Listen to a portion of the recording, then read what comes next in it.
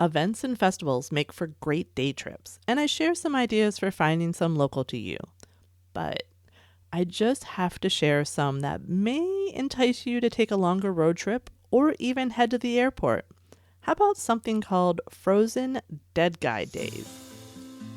Welcome to Roaming Yeti's Travel Beyond the Guidebook, where we help our busy fellow adventurers maximize their limited vacation time. I'm your host and head Yeti, Beth Scalacci. I'm here to share stories, hidden gems, and insider tips to help you plan trips that are unique and meaningful to you. In each episode, I delve into the world of pop culture destinations, theme parks, roadside attractions, and nostalgic locations. And you know what? We're uncovering their secrets and backstories. Are you ready? Let's roam! Welcome back. For this week's look at adult field trips, we're looking at events and specifically festivals. Now, these day trips are going to take a little more coordination because they're date-based. So this one is for my planners out there. I will talk about some festivals that you can probably find pretty close to your location, but I'm also going to share some festivals that may entice you to travel further than one day away to check out. Some of these are seriously quirky and fun, and I had to share.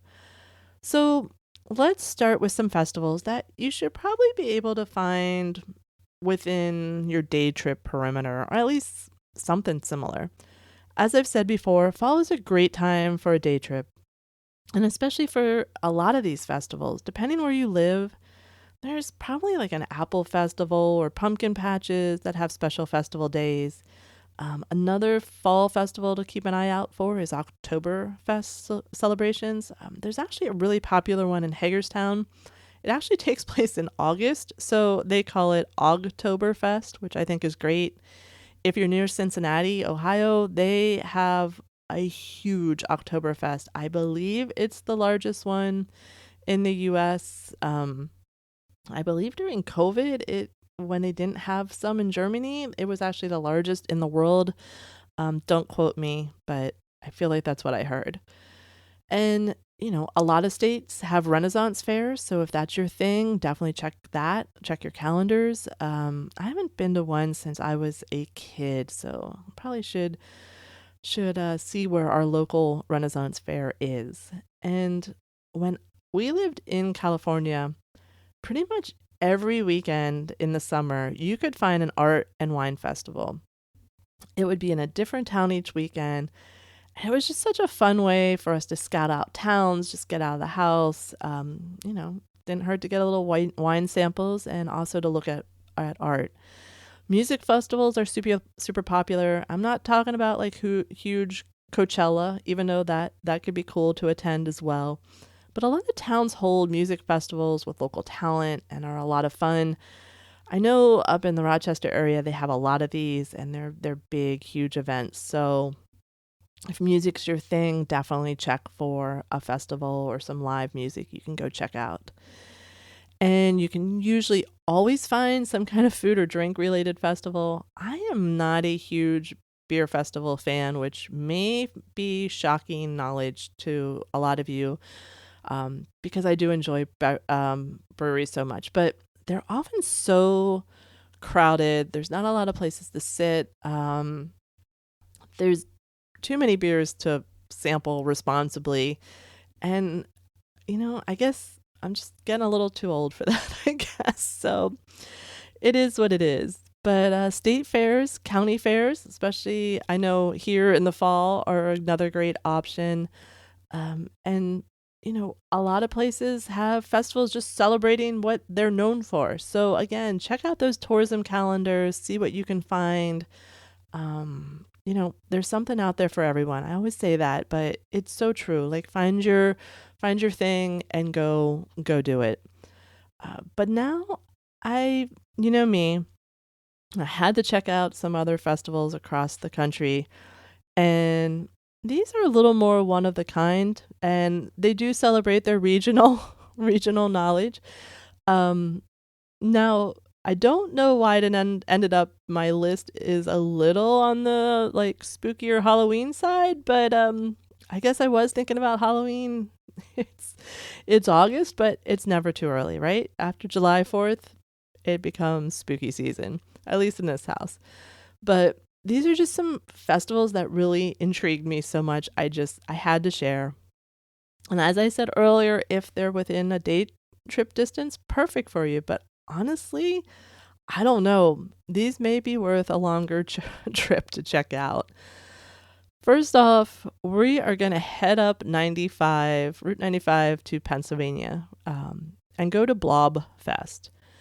So the Blob Fest is an annual event held in Phoenixville, Pennsylvania, and it celebrates the 1958 science fiction horror film The Blob. Now, this cult classic movie starring Steve McQueen was actually partially filmed in Phoenixville, so of course it makes the perfect town to host this, right? So, in case you're not familiar with Phoenixville, it's located about 30 miles northwest of Philadelphia, Pennsylvania. And this event is held in July, so we just missed it. It was the 25th anniversary. But hey, you can start planning for next year for sure. In case you're not familiar with the movie The Blob, it was released, as I said, in 1958 and directed by Irvin Yeaworth. The Blob tells the story of a gelatinous alien creature, yes, you heard that right, that crashes to Earth and begins consuming everything in its path. I so remember this film growing up. It would be like on one of those Saturday or Sunday afternoon cable channels.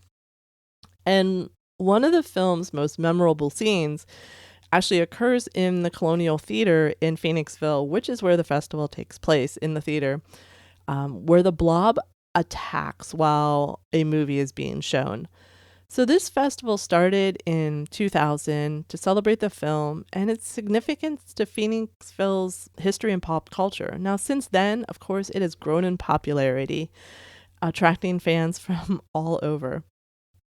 So I checked out activities on all of these. So at the Blob Fest, one of the cool ones is there's a reenactment of the famous run out scene. So festival goers get to run out of the Colonial Theater just like the panicked movie patrons in the film. I mean, how iconic, right? There's also a lively street fair, of course, with vendors. You can get all your Blob themed merchandise you need, do your Christmas shopping early.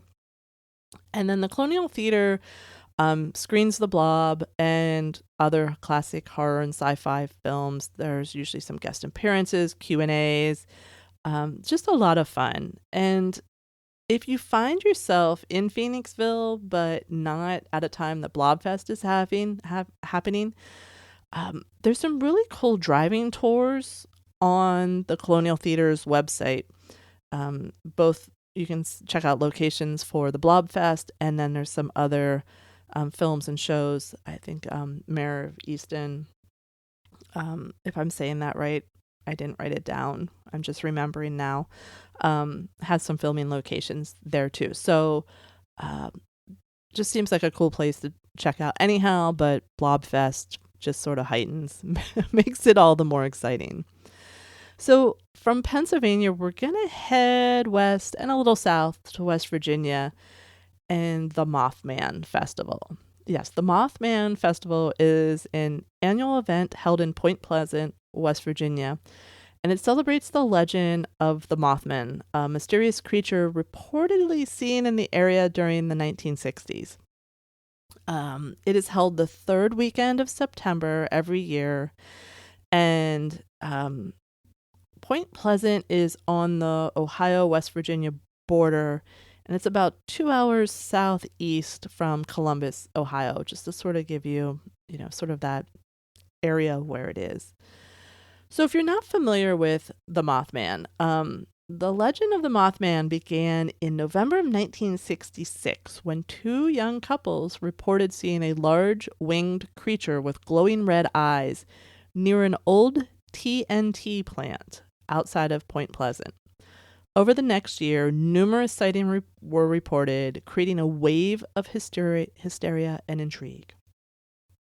On November 15th, 1967, the Silver Bridge that connects Point Pleasant to Gallipolis, Ohio, collapsed. Now, this resulted in the deaths of 46 people. Now, some locals believe the Mothman sightings were an omen predicting the disaster. So in 1975, John Keel's book, The Mothman Prophecies, popularized the story, suggesting the Mothman was linked to UFOs and other supernatural phenomena. This book was later adapted into a film in 2002, further cementing the creature's place in pop culture. So like I said, I took a look at these activities, and this one hosts a variety of speakers, including authors, paranormal investigators. You can get a guided tour of the TNT area. You can visit the Mothman Museum, which is why the museum, I actually heard about the Mothman Museum from Marlene. So Marlene, if you're listening, thank you for pointing me on this. This is so on my to-do list. It's not even funny. Again, you got vendors. There are sometimes screening of the Mothman prophecies, live music performances, and it just really commemorates this fascinating local legend and the interest in cryptozoology and paranormal, and just it brings people from everywhere. So again, it's great for the local economy, just a sense of community around this thing that is theirs, basically. So I'm going to stick with the cryptozoology theme. And we're going to head to a Bigfoot festival that takes place in May in Marion, North Carolina, which is a little bit less than an hour to the east from Asheville, North Carolina. The Western North Carolina, or WNC Bigfoot Festival, is an annual event held in Marion, and it celebrates the legend of Bigfoot. And this festival attracts Bigfoot enthusiasts, cryptozoologists, and other curious visitors from all over. So the legend of Bigfoot, a big, large, ape-like creature said to inhabit forests, particularly in the Pacific Northwest, has been part of American folklore for centuries. And the WNC Bigfoot Festival actually began in 2018 to celebrate the legend and lore of Bigfoot in the Appalachian area. So the inaugural event was a huge success, drew thousands of visitors, and of course established it as an annual occurrence. So this festival has a variety of speakers that come talk about Bigfoot sightings, exhibits and vendors, of course. One of my favorites is there's a Bigfoot calling contest. I don't know how that calls Bigfoot, but hey, it's definitely worth checking out. Bigfoot themed parade, and again, expert panelists and discussions. This festival it's become such a beloved event in Western North Carolina, and it highlights their rich cultural history. And it again is that community engagement, that community economic development. Just really clever. Sounds like a lot of fun. All right.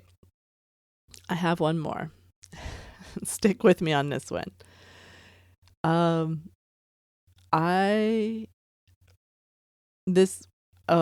don't even know how to start talking about this one. This one is great. So last year I actually did a episode on haunted hotels, and this one ties into it. So as we leave North Carolina, we're heading to the Stanley Hotel in Estes Park, Colorado for, wait for it, Frozen Dead Guy Days. This annual festival takes place in March, and it used to be held in Nederland, Colorado.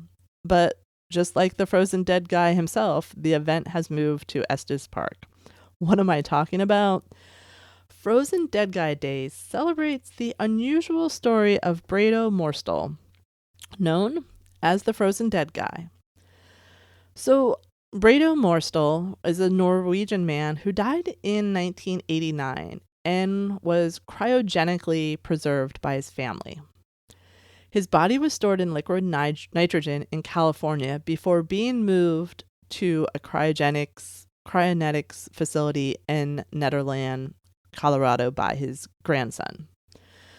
The local community became aware of his frozen body in 1994, and when the grandson's visa expired and he was deported. So his mother, who stayed behind to maintain the equipment, also faced eviction due to living in a house without electricity or plumbing. And this led to legal battles, media coverage, and it just kept bringing, of course, more and more attention to the frozen body stored in a shed. So how does this tie into Estes Park and Stanley Hotel? Well, in 2023, in August, it was time for Grandpa to get an upgrade. And with his grandson's permission, Grandpa was moved by the team from Alcor and driven to the Stanley Hotel's ice house in Estes Park, where he was submerged headfirst in liquid nitrogen. His home is now the world's only museum dedicated to the science of cryonetics. Yeah. Did you get all that? In 2002, local residents decided to create a festival to celebrate this unusual story, turning what could have been a macabre tale into a fun, light-hearted event. Kudos to the people in Colorado. I think this is just making the best out of a pretty tough situation. I know I laughed through a lot of that, and it's because of the lighthearted nature of this event, and you'll hear some of the key things. So there are coffin races, and they build and race these coffins through obstacle course. One member rides inside while the others push. It's a crowd favorite. There's a polar plunge. Brave attendees dress in costumes and plunge into the icy waters of a local pond. There's musical performances. You can take guided tours to see Grandpa's body stored and learn about the history and science. And it's just become a beloved and iconic event, and it draws thousands of visitors. It honors his sort of peculiar history. And again, I think it's just a great way to make, take a bad situation and make it fun. People seem to have a great time with it. But it definitely is the most original I found. If there's other ones out there, please let me know. So where are you going to find out about these great festivals other than, from me? But I can't be your only source. I can't find them all. I'm trying though. You can usually find state and county ones, again, on tourism board websites. Tourism board websites are your best friends, especially for like day trips and weekend trips. Check their event calendars. And if you're looking for your best, a specific type of festival, your best bet is head to Google, do a search on whatever topic and festival, and hopefully you'll find one. Do I have any on my radar for New York or Maryland? At this point, I don't. I need to do some fall planning and see what is coming up, and also see where we may be when. It's always up in the air. But I sort of want to go visit some of the ones that I featured in this episode. Definitely some interesting ones, and great community spirit and great economic development for them for sure. So what are your favorite local festivals to attend? What big festivals should I know about and put on my, to visit list? Let me know on social media or join our Facebook group, Roaming Yeti Travel Flurry. I hope this episode inspires you to get out and roam, even in your own backyard. Follow, download, and subscribe so you don't miss future episodes. Tell a friend, leave a review, leave a rating. You can always follow me on Instagram or Facebook. Just search for The Roaming Yeti. And remember, keep roaming.